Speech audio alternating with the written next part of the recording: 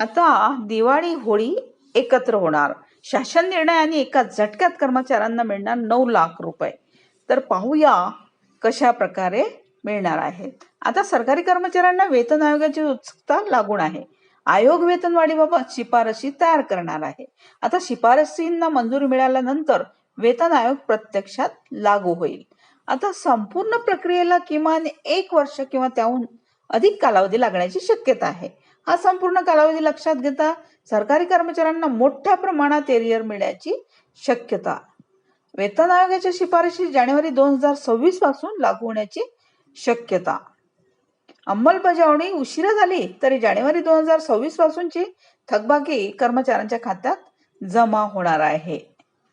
18 ते 24 महिन्यांचे एरियर कर्मचाऱ्यांना मिळू शकतो.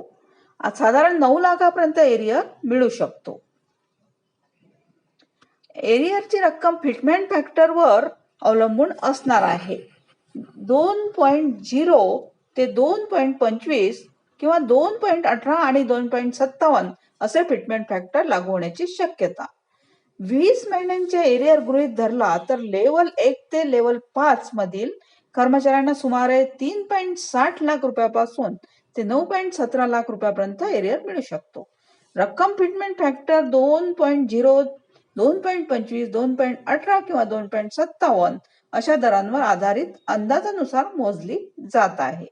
आता वेतनवाढ जानेवारी 2026 पासून लागू मानली आणि अंमलबजावणी 20 महिन्यांनी झाली तर त्या 20 महिन्यांचा फरक एक रकमी स्वरूपात कर्मचाऱ्यांना दिला जाणार आहे. आता कर्मचाऱ्यांच्या खात्यात लाखो रुपयांची भर पडण्याची शक्यता आहे. 8व्या वेतन आयोगाकडे सर्वांचे लक्ष लागलेले आहे.